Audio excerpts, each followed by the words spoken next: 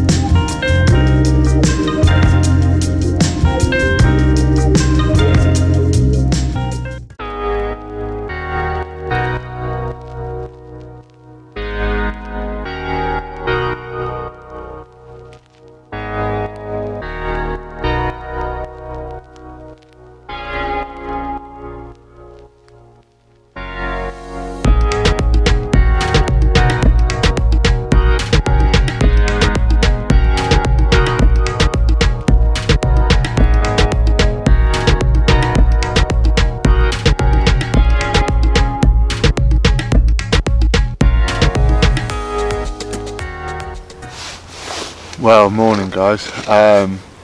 quite surprised to say that we've had a quiet night. The forecast yesterday was looking really good, you know, we had sort of 10 to 12 degrees in the day, and then the wind was due to pick up overnight, and there was supposed to be showers and stormy conditions, and it just hasn't happened really. You know, I was awake quite a bit through the night, and every time I looked out I could see the stars. You know, the lake was pretty flat calm, and it just didn't happen like it was supposed to in the forecast. The water temperature is still very low. It's down to 4.3, which is literally sort of just before it freezes normally, and if the weather was a bit colder, you know, minus temperatures, then I wouldn't be surprised if the lake had a lid on it, but luckily we've got this kind of warmer period at the moment which is keeping the water from freezing, so at least we've got, you know, a chance to get the lines in the water. Excuse me. But yeah, I think that's possibly why we had a quiet night. It was just, you know, the water temperature is still very low, and as I said in my last video about winter conditions, you kind of want the water temperature to be increasing, and then you can get on the wind, and hopefully the fish have kind of followed that warmer water. But as the water temperature is 4.3, you know, that's the coldest that I've seen it so far this winter. I just think the fish are pretty inactive. They're just probably huddled up somewhere and possibly kind of up in the layers looking for the slightly warmer sort of levels of water that you sometimes get. They're called thermoclines, I believe. You know, if you get in the sea in the summer, sometimes you get a really cold layer and then you move a little bit and you get like a warmer bit, and it's the same in the lake, you know, especially in the winter when the weather's been changeable.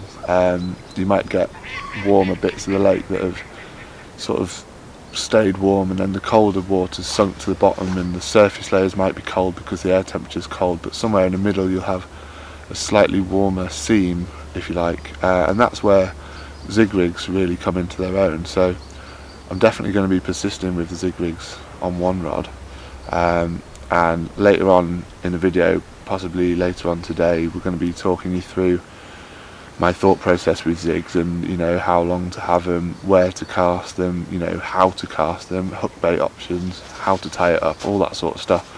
So you're going to want to stay tuned to see that. Got a couple of nice hook bait options, and little things I like to do to kind of give me an edge with Zig Rigs. But at the moment we're going to be persisting with a couple of rods on the bottom, because it is due to get stormy later. The pressure's dropping right down below 1,000 millibars. That's really low, and most people know that, you know, when it gets that low it really can trigger the fish to feed.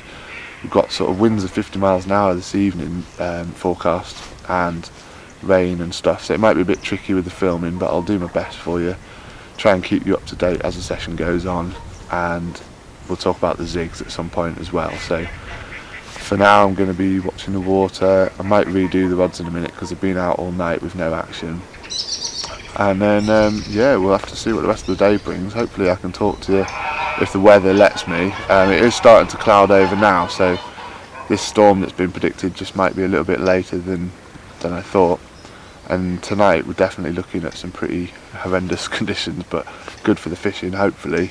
Not so good for, you know, keeping warm and everything, but as long as you're wearing the right gear and that, you'd be totally comfortable in the winter.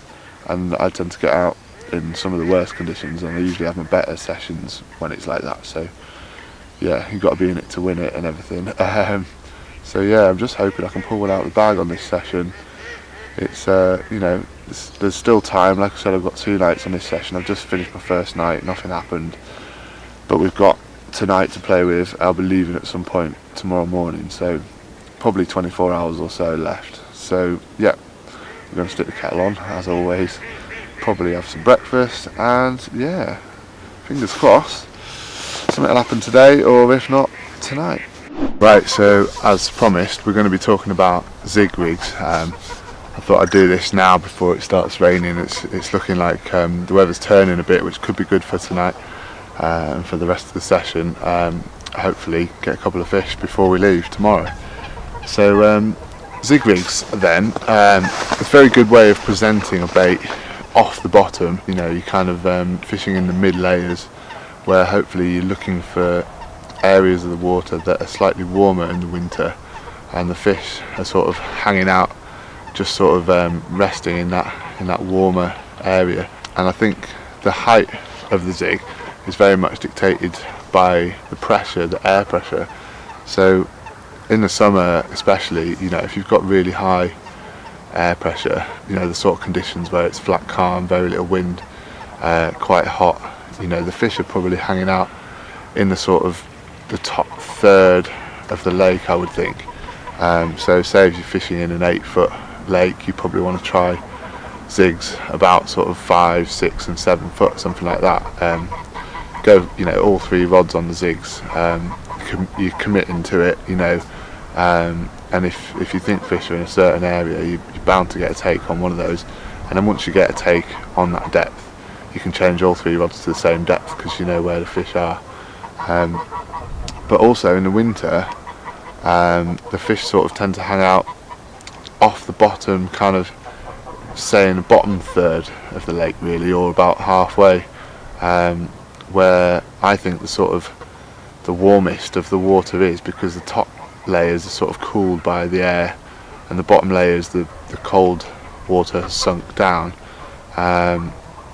So somewhere in the middle or just below is kind of a slightly warmer seam of water, and the fish, you know, while they're not hungry, they're not feeding very much in the winter, they'll be hanging out in that sort of mid section of the lake. So zigs in the winter can be really productive. So what I've done on this session, you know, I've got my usual kind of open water spot that I've been fishing kind of the last few sessions. So I've got a couple of rods on there because, you know, I'm fairly confident that at some point the fish are going to come and feed on that spot, because, you know, there's been bait there from the last few sessions. They must have been visiting that spot at some point, you know, over the last few weeks. And I feel like with this conditions tonight that's come in, they might actually sort of spark up and have a bit of a feed. But in the meantime, and especially during the day, while I'm not expecting them to feed on the bottom really, the zigs come into their own. So what I'm going to do is run you through the components you need to tie up a zig. Everything from, you know, the hooks, the line and the hook baits, and then we're going to run through how we tie them up, and then the different sort of options for your hook baits really, and then sort of how you cast them and where you choose to cast them as well, because that can be important, avoiding tangles and also putting them in the right spot. So we'll get into the components and then we're going to tie one up for you. Right guys, so here's the components that you'll need to tie up a zig rig. Firstly I'll talk about hook baits, and then later on I'll sort of show you the different combinations that I like to use for different sort of light levels, different conditions. But you know, you can just use a standard popper. I've got some pink Richworth tooties, some yellow honey yucatans. I like the yellow if you're sort of fishing over sort of a spod mix with sweet corn in it and things like that. You know, you might sort of spod over your zigs, and yellow sort of mimics the sweet corn falling through the water. Sometimes you might want to sort of put some spod out for the night but fish a zig over it in the daytime and then go on the bottom for the night. So I think a yellow one over the top of a mix like that is quite good. Pink's quite a good colour. It stands out in low light levels, but you can use, you know, sort of like a natural coloured boilie to sort of almost look like a mixer, or something to match the sort of boilies you've been using on the lake, to sort of mimic one that's maybe floated up, that's been in the lake a few days, because they do tend to sort of float eventually if they haven't been eaten. So you can use like a natural coloured boilie. I've got some of the Richworth S-Core pop-ups as well. Then the other option, and which is something that I quite like doing because you've got guaranteed buoyancy, is these from Angling Iron. You've got the stick 'em up zig balls, which are foam, and you know, various different colours in there: yellow, red, pink, orange, black, white. You know, so you've really got a variety to choose from, and you can mix and match depending on how the session's going. If you're not catching, you know, a change of colour can really make the difference. And these stick 'em up zig sort of foam sticks as well are pretty good. It's just a different shape option. You might want to sort of cut them to suit the shape that you want to try and create, you know, you might want to try and make a little bug or something. So those are really handy to have. I also like to use these for topping off bottom baits, and you know, you can sort of use them as a cork plug if you like in a bottom bait, but adds a bit of colour as well.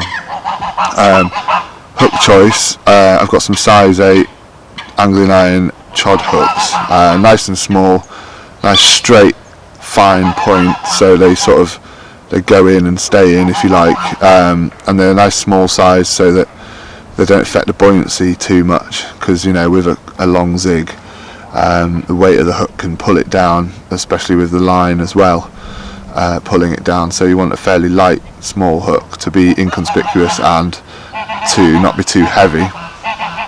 I've got some zig and floater line there, so it's sort of fairly buoyant line, fairly fine diameter, but also very strong. That's in a 10 pound, can go down to 8 pound if you've got no weed or anything in your lake. Probably won't go much less than 8 pound, because when you're playing a fish on a zig, you've got the lead swinging around and it can sort of make that hook link a little bit vulnerable. We've got some scissors, some 1mm silicone for going on the shank of the hook to hold the hair in place, and some boilie stops, and then you'll need a baiting needle as well, just to thread your bait on.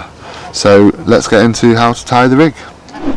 Right, so firstly I'm going to be using a black foam zig ball from Angling Iron, and these are great because they avoid the bird life. You know, if they're looking down from above, they're not going to see that against the bottom of the lake, which is normally quite dark, but also the fish looking up at it are going to see it silhouetted against the sky, and black's a good colour at night time or in the daytime. It sort of mimics beetle, or you know, like a tadpole or something emerging, so you know, it's a lot less blatant than a really bright coloured one, and definitely seems to work.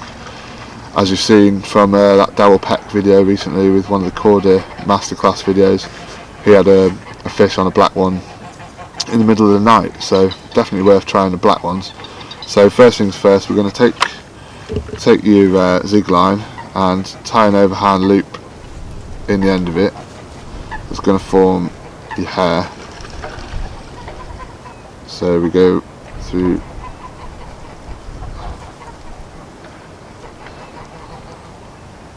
like that, and you want to try and get this as small as you can, as you're going to have a fairly short hair, so you don't want it to kind of be a long loop, because you won't be able to get it as tight to the shank, if you know what I mean. So yeah, you tie your little hair loop there, trim the tag end off nice and short. There we go. And then you want to take your zig ball and bait your needle straight through the middle, mind your fingers, and the loop that we've just made in the zig line, you want to hook that on, close the gate latch and pull the bait down onto the line there, and then with your bait stops, put that through the loop and pull it back down, and then just trim off the extra bait stops there. Whoops, they went flying. Right, next you want to choose the length of zig that you're going to use.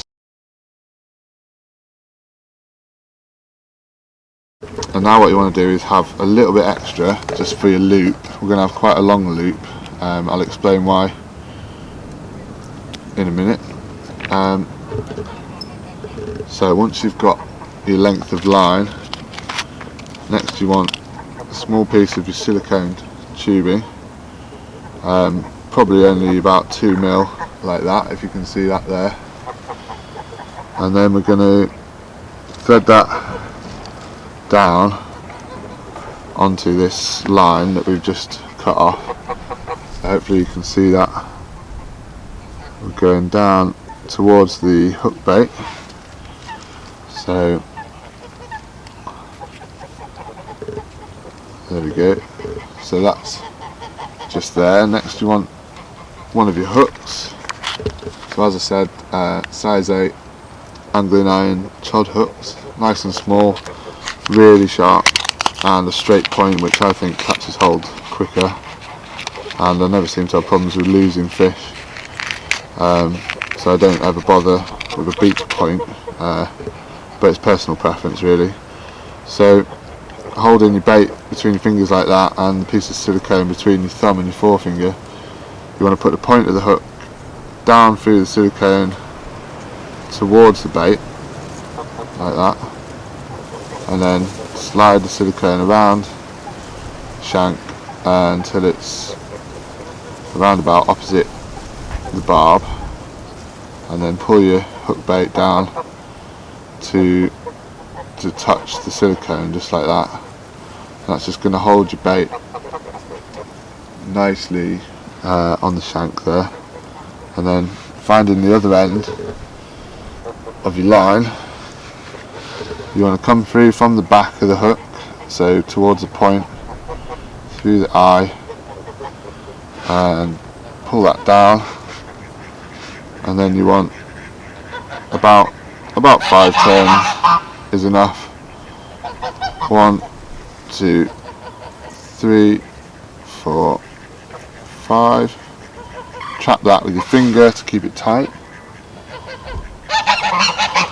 and then we go back through the same way that we came to start with, towards the point, and that ties your knotless knot. Apologies if you've seen that a million times, but not everyone knows how to tie that. So that's your basic rig there, and the last thing to do is another small piece of silicone, slightly longer, maybe about 4mm, and slide that down your hook length, and that's going to go over the eye of the hook, and that just helps the line come out nice and straight, so you've not got a funny angle, and also it gives it a bit of a tail, so it looks a little bit, I think, a little bit like a tadpole in the water. You know, imagine that sat upright, it could look like a tadpole or something, and in the spring especially, if there are tadpoles around, this is absolutely devastating. So stay tuned guys, we're going to show you how to tie the loop at the other end, my way of doing it to avoid tangles, and also a few different hook bait options. Right, so the observant amongst you will remember that I said to have a bit of extra line at the end for tying your loop. Well, I like to have a really long loop, and what I do, I get my two ends, well, you know, my end like that, fold it over, and then I twist both of those ends to twist the line, and that forms a bit of a boom. Don't know if you can see that there, which adds a bit of anti-tangle properties to the end of the line, so it doesn't wrap around your lead. And then we're going to tie a figure of 8 loop knot in that. So what I've done is I've folded over this end to form a loop. I'm going to twist that loop around and then take this end and put it through that loop to form your figure of 8 loop knot just there. Hopefully you can see that. Pull that nice and tight and wet it. I won't wet it for this because it's hard to do it on the camera, but there we go. And then we just trim that tag end off, and then that can be attached to a quick link. You can use an anti-tangle sleeve if you like, just to help kick it away that little bit more. So next we're going to be talking about different hook bait options and little edges, and finally how it's best to cast this out. So guys, here's an idea for the hook bait. You can mix and match the colours of the zig foam to get different combinations. Black and yellow is an obvious good one, especially in the spring, you know, when the insects and stuff are around. This could potentially look like a bee or something in the water, but also I think it just catches a fish's eye. You can fish it either way up, but I'd quite like to have the black on the bottom so that when the fish are looking from below, looking up, it sort of silhouettes against the sky, and then looking down against the dark lake bed, got the yellow on top, which kind of stands out, so it kind of best of both worlds really, and hopefully they can see it from all angles. So that's one option. Another option here, using the zig sticks from angling iron, I've cut off a little bit which I think looks very similar to sort of coarse pellets that you might see fed into commercial fisheries, skretting pellets or coppins or whatever.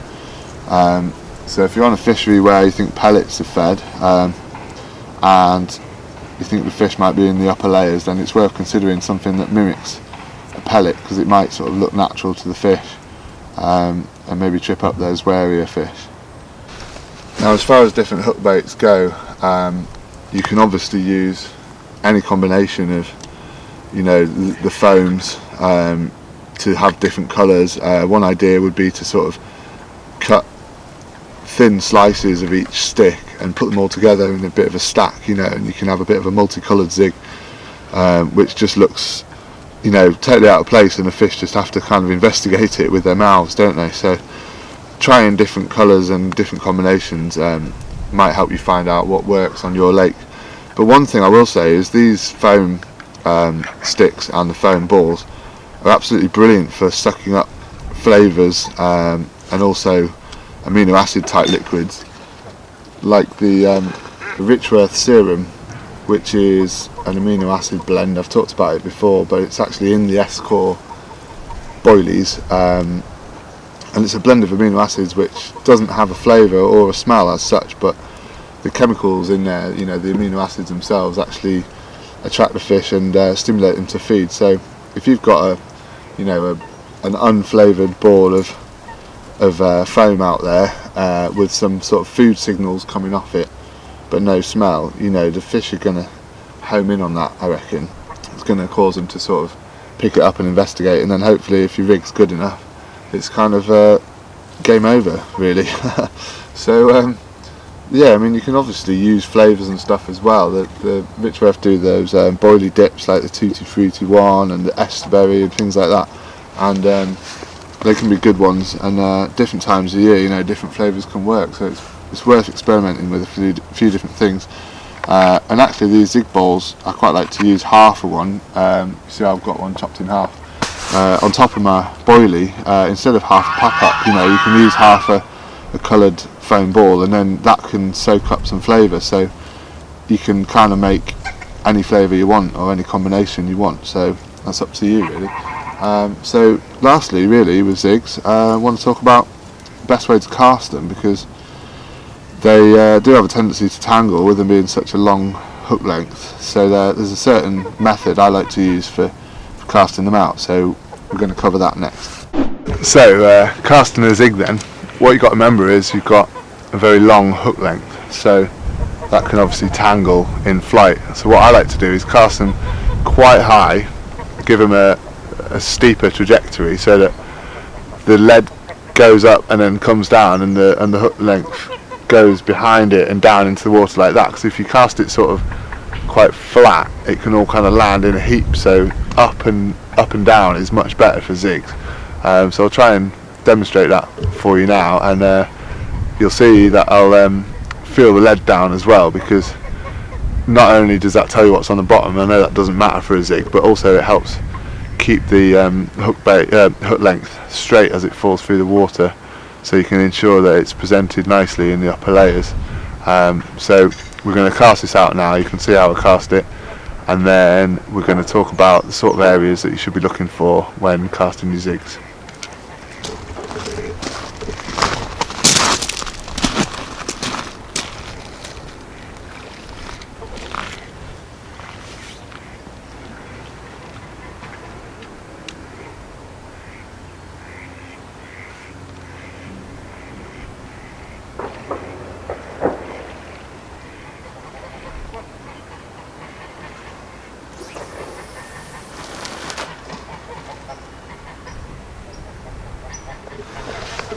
Right, so hopefully that's been helpful for you guys. It's quite hard when filming by myself to kind of show you every angle of the cast, you know, but you know, you get the idea. I like to have my hands nice and high above my head and really punt it up in the air and try and sort of stop it mid-flight when it's sort of, I don't know, like 20 foot above the water, and it helps the hook link kick over, and then the lead going down vertically into the water, the hook link can follow it and hopefully just sit nicely up like that rather than ploughing it straight in. And it's all about, you know, experimenting, and once you sort of get used to it, you'll be able to cast zigs a long way and watch them in the air and stop them in flight just before they hit where you want them to be, and hopefully have no tangles. So as far as the height of your zigs, I mean, anything from like 1 to 2 foot off the bottom to sort of a foot below the surface really can be really good, and it all depends on the conditions. You know, if you've got, it depends on the time of year. I think, you know, in the sort of autumn and the winter, I think nearer the bottom is better, but you know, sort of 2, 3, 4 foot off the bottom is a good sort of starting point, depending on the depth of your lake, obviously. I mean, if it's only 4 foot, you're not going to fish a 4 foot zig. Maybe like a 1 to 2 foot zig would be better in that scenario. But yeah, in the winter, sort of mid to lower third of the lake, and then in the spring, as it warms up and the surface layers are warming, the fish are starting to cruise around a bit more and look for sort of insect hatches and all that. Then you want to be more in the upper layers, the top third of the lake really. So anything from like 6 inches to a foot below the surface to like 3 foot below the surface, again depending on lake depth and, you know, water depth and everything. But it really is like about experimenting, and if you can see visual signs of the fish, then great, you can cast them. But when you're sort of guessing, as you often are, it's worth thinking about the temperature. Has it recently warmed up? Therefore bringing the fish up a bit more in the layers, especially in the winter. You know, have you got high pressure which brings the fish up in the layers, or is the pressure dropping and therefore the fish might be going a bit lower in the layers? It's really important as well to have clear water, I think. I mean, people will probably disagree with me, but when you're fishing a zig, it's like lure fishing. You know, you need the fish to be able to see it, and I've done quite a bit of sea bass fishing with lures and pike fishing with lures, and whenever the water's coloured, you know, your head drops, because you just know that you haven't got such a chance of a take, because there's less chance of the fish seeing the bait, you know, from far away. It would have to literally be lucky and go straight past its face for it to see it. So similar with zigs, you know, if you've got clear lake, they can see it from, you know, 30-40 yards away and home in on it, whereas if it's coloured water, they literally have to swim past it within 6 inches or a foot sometimes to see it and wonder what it is and then pick it up. So, you know, on a heavily stocked water where the density of the fish is higher, murky water sometimes can be fine, and I've caught them, you know, in murky water where there's been a lot of fish. But on a lake that's a bit less heavily stocked, you know, the fish are a bit more spread out. You want the water a bit clearer so that they can see it from further away and hopefully come in to investigate.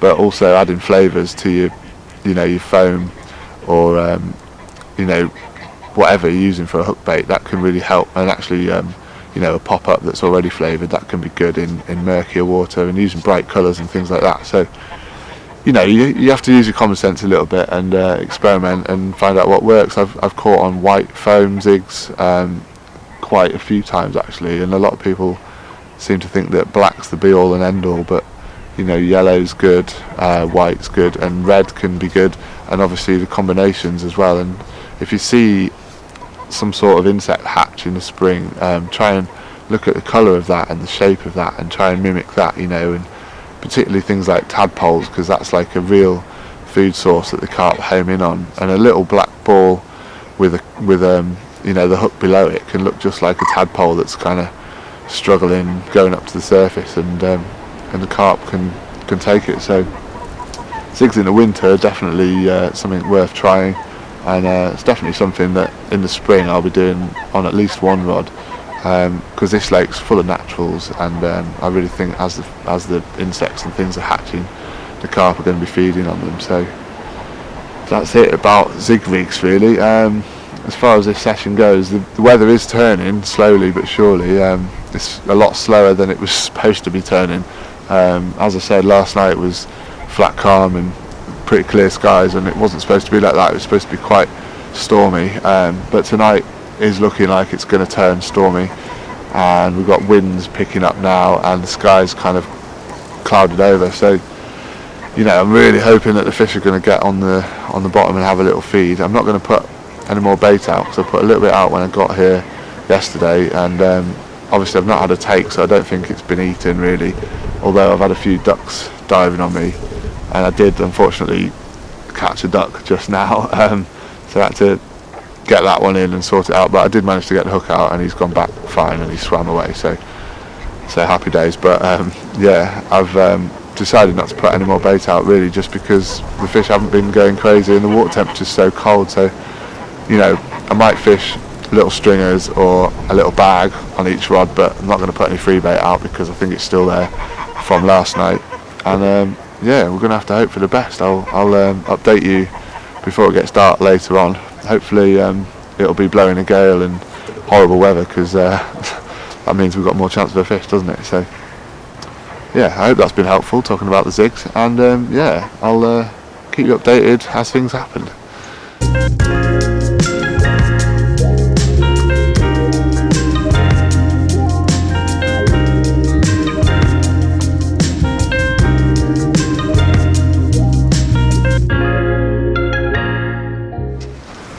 Alright guys, just a little update for you. We're sort of coming into the evening again now. We've had a quiet day, unfortunately, apart from catching a duck earlier on. It dived down and took one of my pop-ups and actually nailed itself in the bottom of its beak. So at least now the rigs are working, eh? But yeah, I had to sort of play that one in and get it in the net and sort of wrap it up so it couldn't struggle and hurt itself, and managed to sort of get the hook out and then let it go, and it sort of flew away. So I think he was alright. But yeah, that'll serve him right for trying to nip my bait, won't it? But yeah, apart from that, it's been uneventful, unfortunately. I've had a rod out on the zigs, and I've changed the depth a couple of times, just sort of moved it a bit, you know, trying to find the fish really, because they've got to be out here somewhere, and hopefully, you know, if I get the hook bait in front of them, they'll pick it up. But the temperature's sort of dropped and the pressure's dropping, looking at the forecast. So I've kind of taken the zig off now. I've gone back on the bottom. It's gone very windy. We've had a couple of showers, so it's looking a lot more likely for a bite on the bottom now. And actually this weather was what I was hoping for last night, and it never actually materialised. So hopefully the weather is going to spur the fish on a little bit. I've just taken the water temperature and it's actually gone up almost by a degree. It was 4.2, it's gone up to 5, so you know, 0.8 of a degree, which isn't loads, but it might just be enough to wake the fish up and make them have a little feed. So we'll see. So as I said, you know, coming into the evening, well, it's late afternoon, probably a couple of hours of light left, and yeah, we've got the rods out ready for the night. 2 on the half snowman rigs that I've shown you in previous videos, and one's on my with a pool rig pop-up, and yeah, I've kind of done all I can for now. So as always, it's fingers crossed and hope for the best, and if not, then you know, what can we learn from this? Well, I guess the water temperature, like I said in the previous video, is the most important thing. You know, when it gets below sort of 5 degrees, you really are scratching for a bite. The fish will still feed, you know, but it might only be a couple of times a week or something like that, and you know, if you're not here for the exact sort of window when they're feeding, it's very hard to catch them, and they're not showing themselves, they're not very active, so you can't really find the fish. You can only go on what you know from previous sessions, and you know, and using your watercraft and what you know about fish behaviour. And you know, I feel like I've done everything I can to catch on this session. So if it doesn't happen, you know, I don't feel bad. I've not done anything wrong. I think it's just a case that the fish weren't feeding in this sort of time frame when I was here, and someone will probably turn up tomorrow and catch a couple, and that's just the way it goes sometimes. But you never know, next time I may get a couple.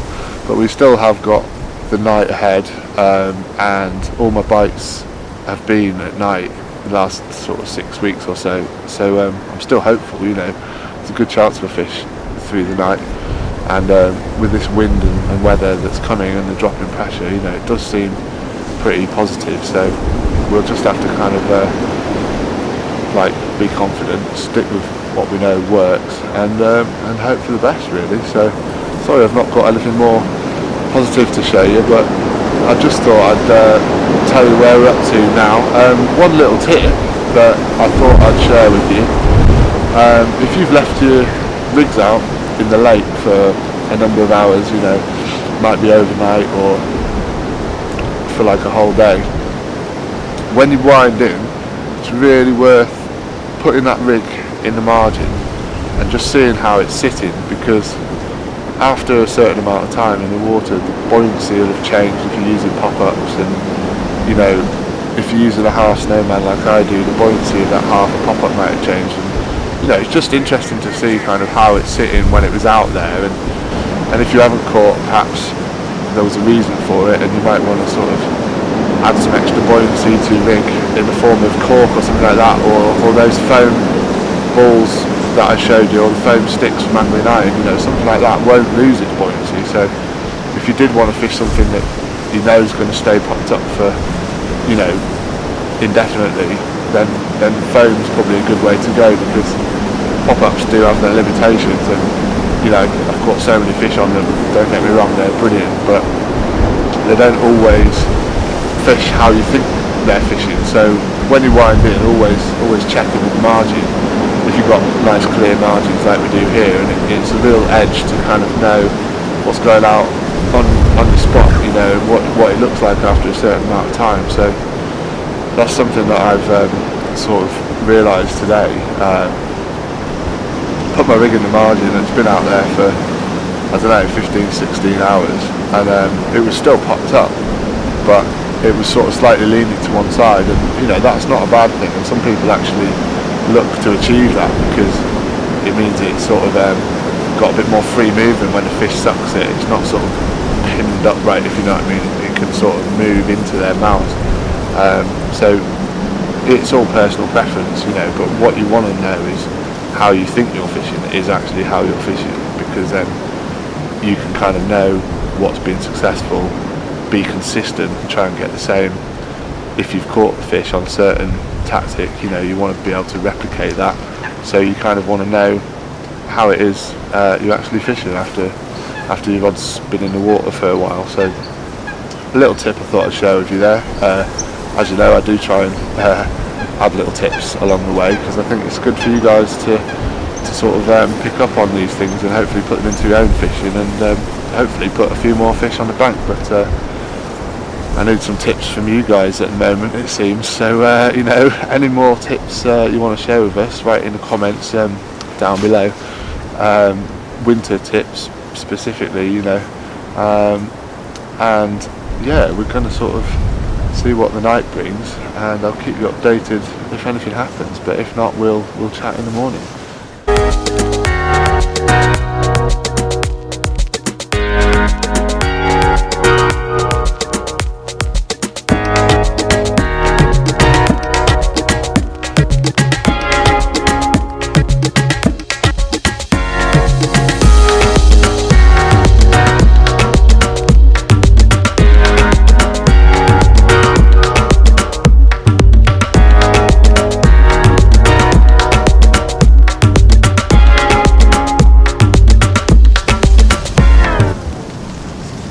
Well guys, as you can see there, I've been woken up in the middle of the night, and to my surprise managed to land what looks like the second 20 of the year. After a couple of blank sessions, we finally managed to bag one, so I'm buzzing with that. Wasn't taken on the Zig Rig. As I said, I moved over to of bottom bait rigs as I felt the drop in pressure and the winds and everything would have pushed the fish down to have a bit of a feed on the bottom, and luckily enough we've got one. So I'll get him out on the mat, I'll weigh him up and I'll let you have a look at him. Right, here we go then. A mega January result. 26 pound 2 ounces this one went, just before midnight. It's absolutely freezing, my fingers have gone numb just holding it. I know that's a bit of a cliche, everyone says that, but as you saw earlier, the water temperature is right down, so the fish are very, very cold and very lethargic at this time of year. But yeah, it just shows if you get your tactics right and pick the right conditions, you can still catch all throughout the winter. Pretty blown away. I've had a couple of blanks last 2 sessions, so to catch this one's just a massive weight off my shoulders, because you know, I was beginning to think I'd lost my touch a little bit. So yeah, it was caught on my half snowman rig with a half a white Esquire pop up on top of a 15mm Esquire bottom bait, and then just a little scattering over the top as usual. And yeah, it put up a nice fight. It was pretty slow and steady and plodding, you know, and the take itself was just bobbing pulled up to the top, and it only let out like 1 beep or something, and luckily I was half awake and I looked out my door and I could see the bobbing was up to the top, so went and had a look, and the tip was pulling round, and yeah, it lifted up into solid resistance, and this was the result. So blown away with that one. I'll flip him around, show you the other side, and then we'll get him back, and hopefully there's more to come. Here we go then, guys. Absolutely gorgeous fish, I'm sure you'll agree. Pristine condition. Winter's always a good time, I reckon, to catch the fish. They're at good weights and, you know, good condition, and they go nice colours, although it's hard to tell at night. But hopefully you can see there, I'm pretty made up with this one. And yeah, if I don't get another one on this session, I'm not really bothered. This has really made it worthwhile getting out. Not caught on the Zig Rig. You know, this video has sort of been about zigs, but also it just shows you, you know, you've got to pick the tactics to suit the conditions, and in this case a bottom bait was what was called for, and we've had a result. So yeah, 26 pound 2 ounces. Let's get him back.